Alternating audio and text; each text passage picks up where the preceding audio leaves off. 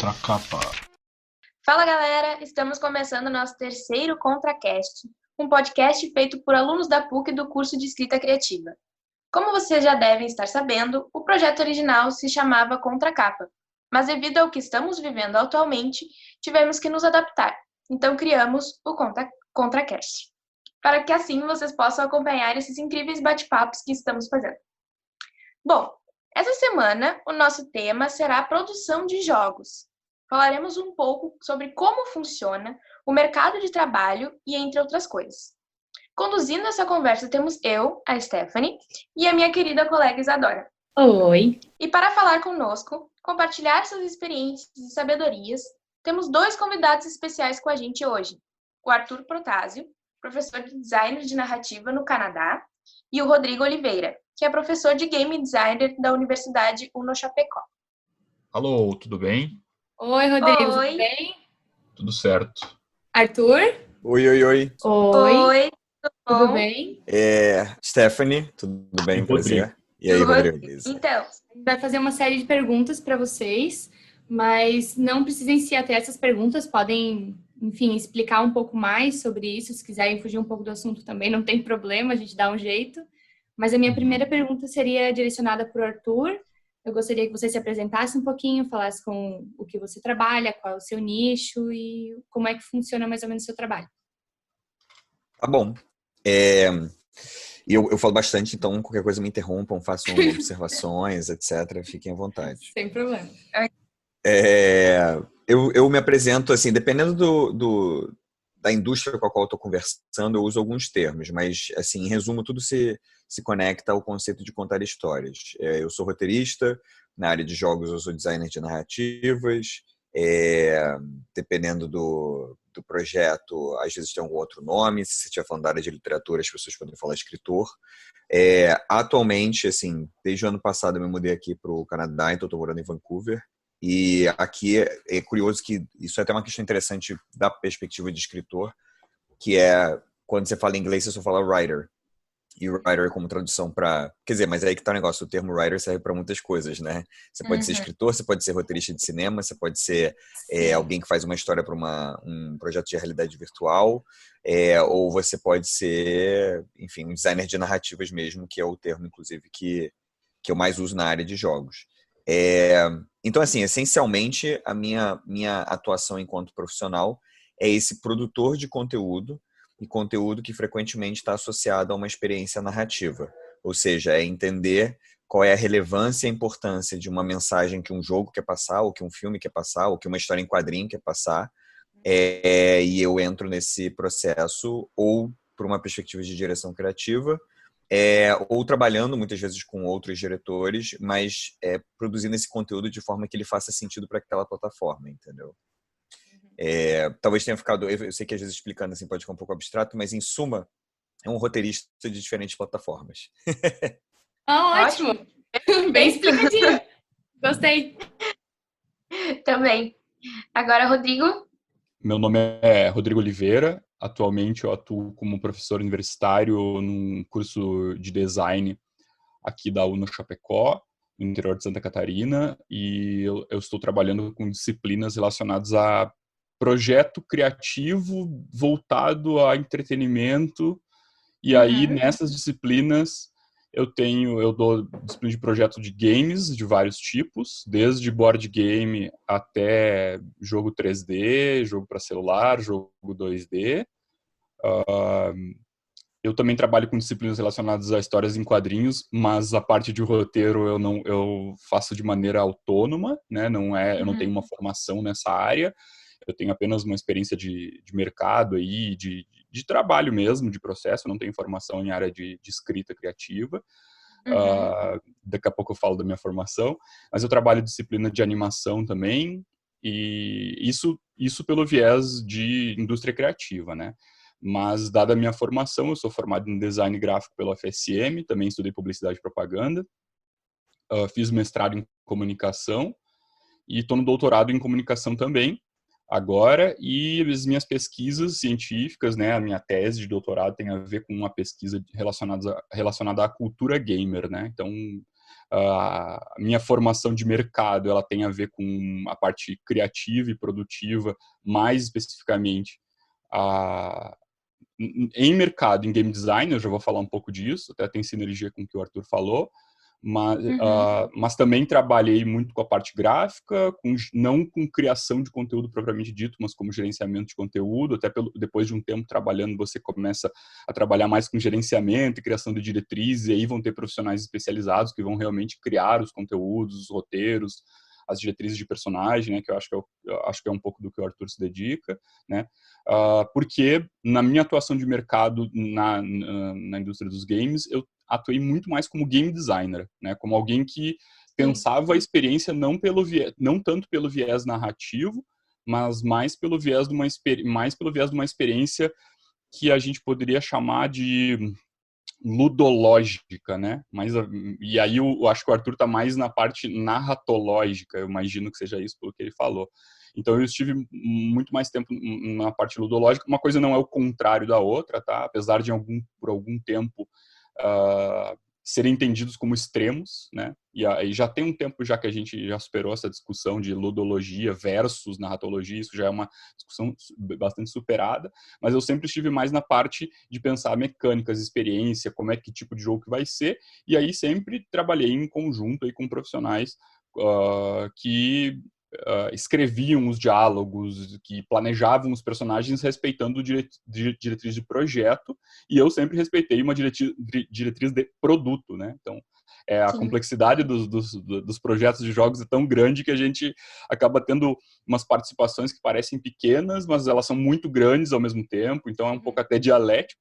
Isso pela parte de mercado. Já pela parte de acadêmica, como professor, eu trabalho aí parte de criação gráfica, não trabalho com roteiro, até na disciplina de quadrinhos, são 2, 3 aulas só relacionadas à parte de roteiro, é bem pouco conteúdo, porque aqui na UniChapecó a gente tem um curso tecnólogo de produção audiovisual, cinema e vídeo, e aí lá eles têm disciplinas de roteiro. Então, quem quer trabalhar com roteiro vai fazer as disciplinas lá no audiovisual. Então, eu trabalho mais com a parte de em quadrinho, eu trabalho mais com fotografia, com composição, com a criação gráfica dos personagens.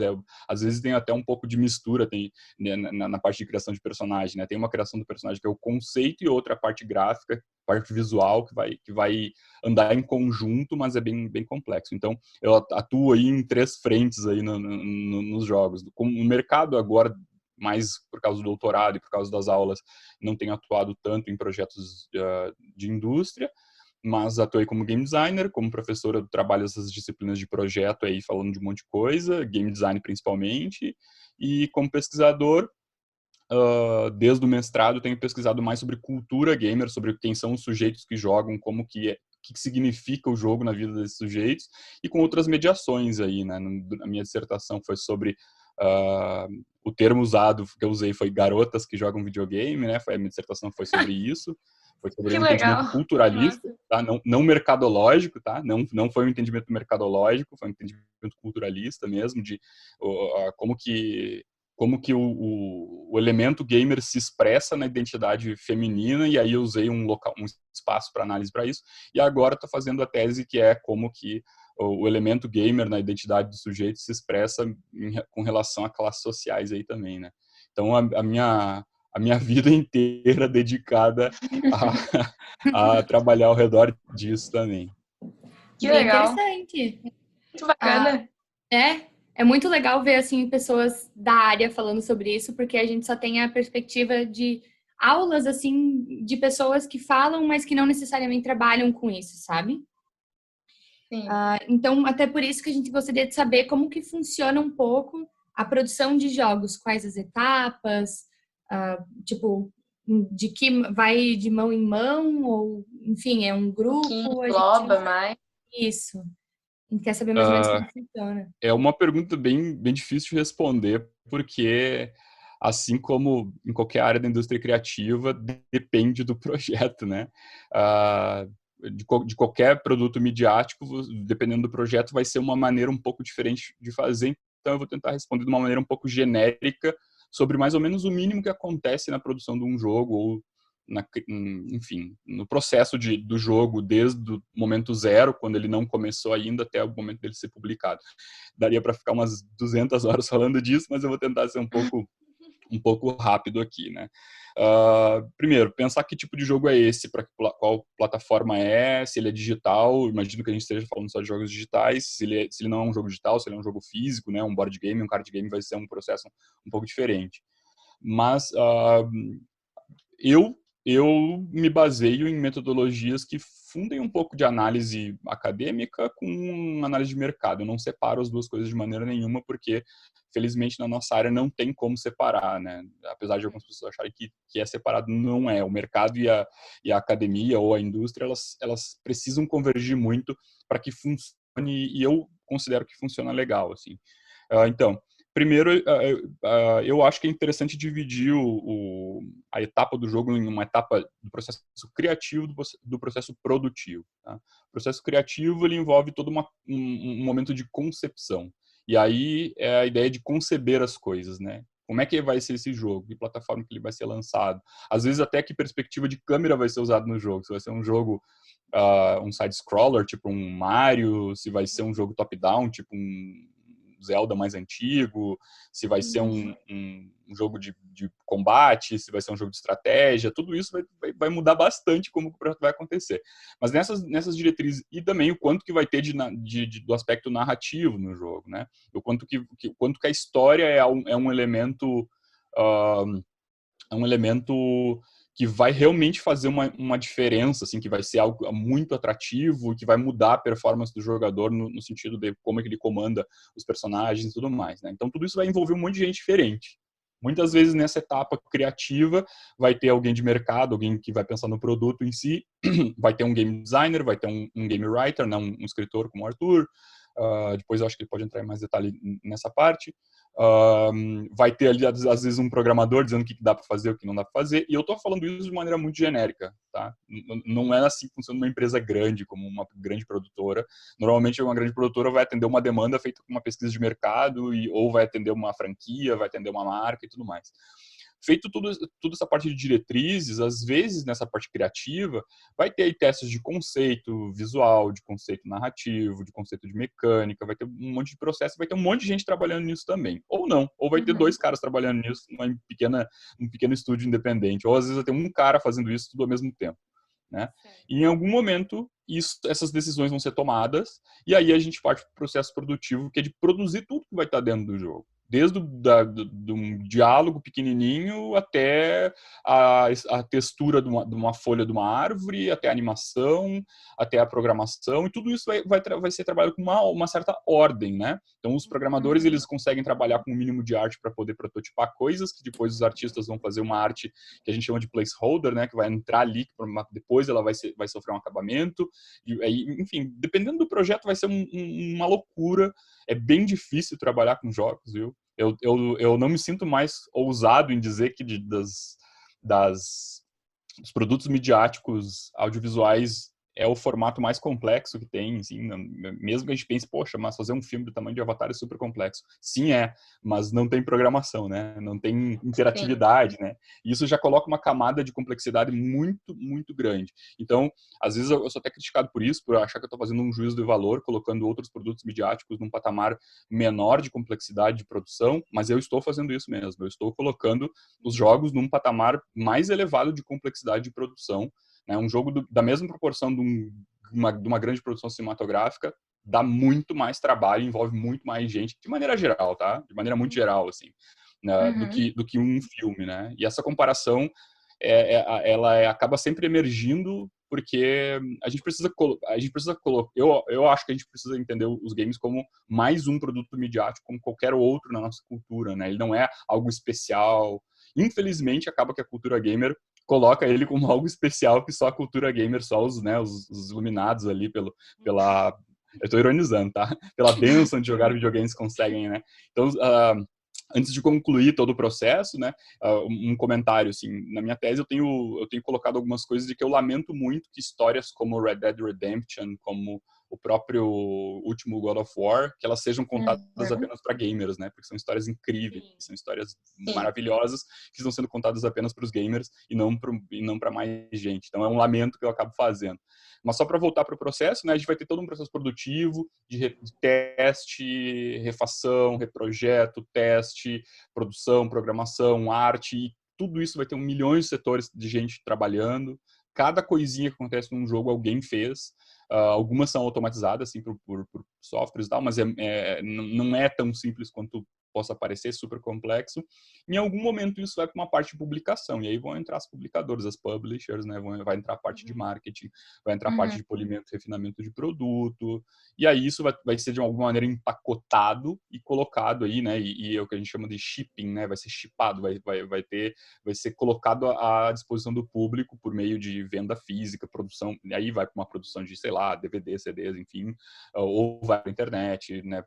Fazer por meio de download, né? Então, é super complexo trabalhar com jogo, é super multidisciplinar, né? Então, por isso que eu até mencionei, tem programador, tem escritor, tem desenhista, tem artista, tem escultor, tem pessoa vinculada à moda, tem arquiteto, tem biólogo, dependendo do tipo de jogo, vai ter antropólogo trabalhando, vai ter muita gente trabalhando, cada um faz sua parte, vai ter administrador, né, gerente de projeto, que vai juntar toda essa galera, e vai ser um processo super complexo de produção ali que vai culminar num lançamento de um produto para ser consumido depois, para ser comprado e consumido depois. Então, cada área vai ter muita gente trabalhando, depende do tamanho do projeto, né?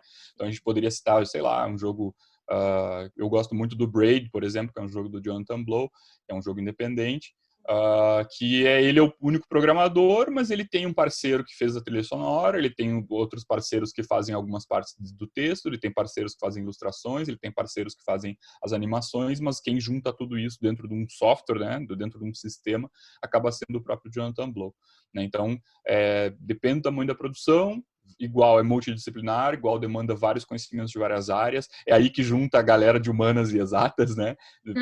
Vai juntar muito a galera das artes, a galera de exatas, não tem como escapar muito disso. E é isso, né? É super complexo e tem um monte de gente envolvida. E agora... Só colocar eu trabalhei em alguns jogos antigos no Orkut, assim, eu trabalhei como game designer em alguns jogos como Café Mania, Mini Fazenda, Mega City, esses joguinhos de Orkut. Para vocês terem uma ideia, a equipe que produziu o Café Mania devia ter umas 80 pessoas. A que fazia o Mini Fazenda tinha mais de 100 pessoas. A equipe que fazia Mega City tinha 150 pessoas. E o jogo que eu mais trabalhei nessa época foi o Rede do Crime, era uma equipe super enxuta e tinha 45 pessoas trabalhando num joguinho de browser, né? Então você imagina um jogo 3D, com altos diálogos, com narração, com dublagem, com animação, com sistema de combate, partícula, né? Vai ter, enfim, uma quantidade muito grande de gente envolvida para conseguir fazer um jogo num tempo, sei lá, de 3 anos, às vezes 2 anos, né? Dependendo do projeto. Até para reforçar, não só fazendo uma complementação aqui, em cima de tudo que o Rodrigo falou, é isso, assim, muitas vezes o jogador ele não tem noção desse escopo e é uma produção enorme, assim, a gente pode tanto falar de produções multimilionárias, como é o caso justamente, inclusive, dos exemplos que o Rodrigo comentou, como Red Dead Redemption, etc., que são histórias fantásticas, e eu concordo também, Rodrigo, que adoraria que essas histórias estivessem disponíveis também, não apenas em formato de jogo, porque, por exemplo, eu hoje em dia não tenho mais condição de investir 60 horas para ver o final da história, entendeu? É complicado. Fica, assim, vira uma... Adoro, tipo, pô, trabalho com jogos, mas, assim, é por isso que eu faço questão também de trabalhar não só com jogos, porque eu acho que cada mídia, cada plataforma tem sua forma de contar, de passar adiante essas mensagens. E um exemplo que eu acho que é relevante, está totalmente conectado, é um jogo que a gente lançou em 2018, por exemplo. Eu já trabalhei em diversos jogos, assim, em diversos gêneros, pode ser desde jogo de luta até RPG, até jogo de corrida, etc. E um dos jogos que a gente produziu pela minha empresa, aqui eu toco a Fableware, que é a minha produtora de conteúdo. E a gente lançou em 2018 o Sword Legacy, que é um RPG tático. E o Sword Legacy, ele começou a produção dele, eu moro fora do Brasil, mas ele começou a produção dele no Brasil em 2015. Ele estava sendo prototipado, e quando eu digo prototipado é como se estivesse fazendo como se fosse uma versão preliminar do produto, né? Você não chegou ainda, você não está falando de um produto polido, você não está falando ainda, às vezes, você está pensando no básico da programação, você está pensando, tipo, é um jogo de estratégia, então como é que a gente, de repente, bota só um sistema funcionando da sua forma mais básica, sem ainda ter a arte, sem ainda ter a trilha sonora, sem ainda ter um roteiro e por aí vai. E, então, assim, essa prototipagem começou no final de 2014 com uma outra empresa chamada Faircast, uma empresa do Rio de Janeiro, e eu, na época, estava morando no Rio de Janeiro. Então, a gente uniu essas duas empresas independentes, ou seja, pequenos produtores, e ao longo de 3 anos e meio, né, de início de 2015 até agosto de 2018, a gente ficou trabalhando nesse jogo, que é o Sword Legacy, que é um RPG estilo, não sei quantos vocês conhecem, mas pensa algo na linha de XCOM, Final Fantasy Tactics, Fire Emblem, Banner Saga e por aí vai. E a gente trabalhou nesse projeto com uma equipe de cerca, assim, variava dependendo da situação, porque a gente tinha alguns fornecedores vindo de fora para completar tarefas específicas, mas eu diria que a média da equipe era de 7 pessoas e o projeto demorou 3 anos e meio, assim, e todo esse processo, inclusive, para a gente conseguir lançar isso internacionalmente, aí eu ia para conferências fora do Brasil. A nossa publisher, não sei se vocês vão... Bom, talvez vocês conhecem o Worms. Se não conhecerem o Worms, talvez conheçam Overcooked, talvez conheçam Escapists, etc. Essas são jogos lançados pela Team 17, que é uma produtora e distribuidora da Inglaterra. E essa é a nossa distribuidora. Então, assim, o ato de produzir jogos, ele vai muito além de você também estar sentado escrevendo. Tipo, eu tive que fazer várias palestras, vários pitches para apresentar o projeto para investidores ou distribuidoras. E aí essas empresas olham para o teu projeto como um produto, que é o ponto que o Rodrigo tocou também, e falam, opa, será que isso vai trazer um retorno financeiro para mim? Porque se eu investir nesse projeto, isso vai vender bem, isso vai trazer um retorno para minha empresa. Então foi assim que a gente conseguiu, por exemplo, fechar. Eu fiz um pitch para eles na Alemanha, e foi assim que a gente conseguiu fechar com a Team 17, porque eles olharam para o jogo e falaram, no caso do Sword Legacy, ele é como se fosse uma releitura, imagina Disney com Game of Thrones com Excalibur. Então é o visual de um jogo... porque a gente se baseou no visual das animações clássicas da Disney. Então, pensa numa estética que é bem Caldeirão Mágico, da década de 80. A trama já é um pouco mais na linha de algo mais soturno medieval. Então, fica um pouco ali entre o Bernard Cornwell e, sei lá, Game of Thrones e o Martin. E a gente trabalha com personagens das lendas da Excalibur. Então, você nem joga... por exemplo, né, todo mundo pensa em Rei Arthur, mas você não joga com o Rei Arthur, você joga com o Uther, que é o pai do Rei Arthur, e o Merlin. Então é a nossa releitura nessa pegada. Não, enfim, acho que para quem curte essa pegada de estratégia e mitologia, é um produto que eu tenho muito orgulho da gente ter produzido, e a gente lançou, agora a gente inclusive a gente lançou para computador em 2018, e aí agora a gente que faz parte do processo de produção do jogo também. Tudo isso assim, é para mostrar confirmar o que o Rodrigo está falando de inúmeras etapas. E etapas que podem demorar anos, etapas que dependem de um orçamento, porque esse jogo também a gente conseguiu produzir, a gente financiou, as duas empresas se juntaram para financiar esse projeto, tanto que acabou sendo um fator que chamou a atenção quando a gente fechou com a Team 17 para a Vice. Então tem uma matéria da Vice contando justamente sobre como é difícil você produzir jogos independentemente. E agora a gente está levando para Switch, Xbox e PlayStation. Então, é uma jornada longa, é uma jornada difícil, mas eu não digo isso para desmotivar ninguém, é só para acabar com o deslumbramento, entendeu? Porque às vezes a gente está do lado de fora e a gente, nossa, caraca, trabalhar, jogar, vou ficar o dia inteiro jogando. Eu te digo hoje em dia, com toda a certeza do mundo, que eu jogo muito menos do que eu jogava antes. Eu tenho que selecionar muito bem os jogos nos quais eu vou investir meu tempo.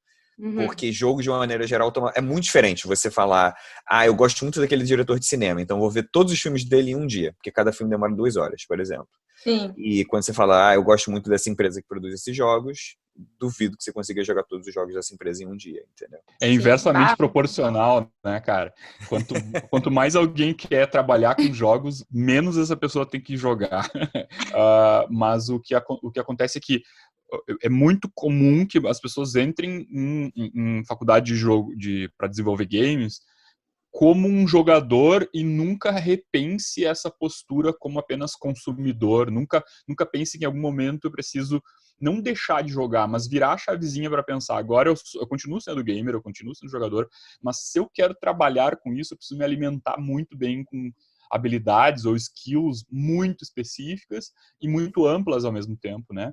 O Arthur mencionou referência literária aí muito forte, assim, o que mostra que trabalhar com games é necessário que a gente seja um consumidor ávido de cultura geral, né? Desde o funk proibidão até o Bernard Cornwell, tudo tem que estar no escopo, no radar de quem quer trabalhar com jogos, porque tudo é referência, tudo é constituição de inteligência, né? De projeto, né? É muito comum que as pessoas queiram trabalhar com jogo porque ama jogar League of Legends. E aí eu entro mesmo no campo polêmico, né? Então, 90 horas, sei lá, 200, 1.500 horas de League of Legends não te levam a trabalhar com jogos. Mas ler o Bernard Cornwell, escutar podcasts, ler gibi, conversar com alguém num bar quando acabar a quarentena, né?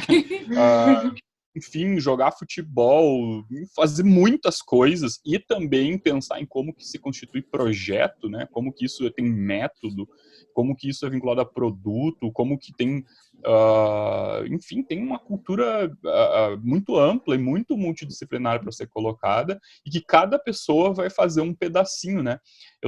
Já coloquei na minha lista de desejos do Steam aqui o Sword Legacy. Sensacional. Eu gosto muito. Cara, eu gosto muito de jogos de estratégia. Pra falar bem a verdade, eu sou muito mais fã dos board games, viu, do que dos jogos digitais. Mas cara. Então você vai gostar do Sword Legacy, porque a nossa referência...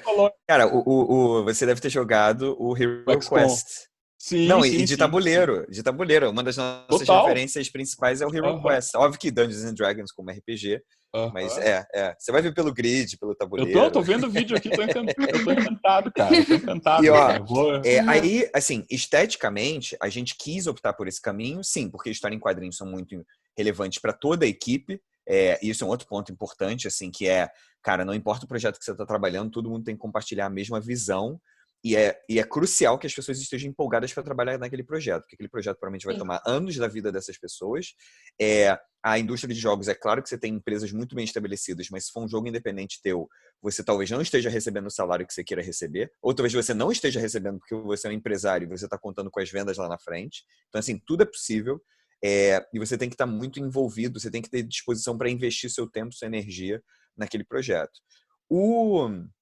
Dito isso, as caixinhas de falas de estilo história em quadrinhos no Sword Legacy, elas são uma solução criativa para o fato de que, como esse era um jogo independente, e eu comentei essa questão do orçamento, como esse era um jogo independente, a gente não tinha condição de fazer dublagem para todos os personagens. Porque só no jogo você controla até 8 personagens, incluindo o Merlin e o Uther, de classes diferentes, porque é um RPG. E você, obviamente, tem vários outros personagens que você não controla. Podem ser inimigos, que podem ser personagens relevantes para a história, mas que você não entra em conflito diretamente. E aí, como é que você faz para ter dublagem para todo mundo? Eu fiz um processo, cara, de coordenar a gravação com vários atores para ter a dublagem de quase todos os personagens. Mas, assim, é um negócio assim, que você entra em várias dificuldades. Por exemplo, se não for todo mundo da mesma cidade e não gravar todo mundo no mesmo estúdio, a qualidade do teu áudio varia. E isso é péssimo para o projeto, porque você precisa ter tudo no mesmo padrão. Então, a gente acabou optando por ficar apenas com um dublador, que é o narrador do jogo. Então, quando você vai jogar o jogo, você tem um narrador que falando a voz, mas como se fosse um senhor mais velho, ele está lembrando das suas aventuras passadas, etc. Então, você tem esse narrador. A dublagem está lá, e a dublagem está lá em inglês. Mas o que a gente fez foi pensar, se a gente não vai ter dublagem para todos os personagens, como é que de uma forma, abre aspas, mais barata para o orçamento, a gente consegue comunicar essa emoção nas falas deles. Então, as histórias em quadrinhos vieram como uma super inspiração para mostrar que um personagem está gritando, que um personagem está cochichando, até o que um personagem está pensando, de uma forma em que a gente não precisasse ter a complicação de dublagem, mas isso foi inserido no jogo, entendeu? Sim, muito legal. Nossa, até eu fiquei curiosa agora para jogar. Joguem. Eu também. Vou ficar muito curiosa. Quero ouvir a opinião de vocês. Dá um feedback. Foi muito bem implementado, cara. Tô encantado aqui, tô louco pra jogar mesmo. Vou tentar encaixar de alguma maneira das minhas rotinas aqui. Mas certo, comprar o jogo eu vou ter até porque é barato, não é um jogo caro, né? Comparado a alguns lançamentos que tem aí, tá um jogo um preço bem acessível aqui na Steam. Mas uma coisa que eu gosto de deixar claro também é a pluralidade cultural que trabalhar com jogos demanda, né? Eu tô adorando conversar com vocês. Eu não sei como é que eu não o Arthur antes, eu vou procurar esse cara, ele nas redes sociais aqui, eu preciso... Ele se chamou a atenção, o Benjamin que eu citei, esse cara tem que ser meu amigo. Tamo junto, pô. Cara, não, que bom que a gente pode proporcionar esse encontro. Cara, talvez nós tenhamos um monte de amigo em comum já, só não tenhamos nos topado de alguma mas a gente tava... A gente tava vendo aqui, durante o bate-papo, vocês responderam todas as suas dúvidas só conversando. Foi muito bom. Sensacional. Só faltou uma última perguntinha mesmo, que é sobre a influência ou inspiração de vocês. Veio de um jogo em específico? Veio pela paixão de jogar? Veio por... Eu respondo fácil. Eu respondo muito fácil a pergunta. A minha influência vem da vida total, de toda a vida. Totalmente. Todos os joguinhos. Não tem ponto da minha vida que não seja uma influência, assim. Que legal. Especialmente até a gente conversou aqui, né, o Arthur mencionou coisas que eu mencionaria também, né, que nós temos as mesmas referências bibliográficas, as mesmas referências literárias. Acho que é muito comum que esse consumo cultural faça com que os sujeitos eles que tem uma convergência, né, que se encontrem, né, muito comum, mas desde criança, lendo gibi, vendo desenho animado, comendo bolachinha recheada, jogando Chrono Trigger, sabe, e sem um caminho... Claro que a vida acaba colocando a gente em situações, às vezes, que não é o que a gente quer fazer, mas em algum momento, com persistência, com esforço, a gente vai para um caminho legal, assim. Mas durante a faculdade eu achava que eu ia trabalhar com quadrinhos, mas eu não me vi como um tão bom desenhista, né, não tão ágil e com uma qualidade que eu acho que eu ia ter que me esforçar muito mais, e acabei rumando mais para o game design, acabei rumando mais para processo criativo, para processo produtivo, e aí é o que eu faço hoje, né? Você, Arthur? Então, estamos em sintonia, porque assim, eu lembro que para mim sempre foi uma fusão de referências. Eu sempre gostei muito de jogar e jogar sempre fez parte da minha vida. Não é uma coisa que assim, eu descobri videogame, sei lá, depois da faculdade. Não, assim, cara, desde pequeno eu sempre curti ler história em quadrinho, que nem eu também sempre curti jogar. Eu acho que assim, sempre foi essa fusão, de verdade. Assim, não dá... E essa é a minha postura. Por isso que eu sou um profissional criativo que faz questão de mudar essas...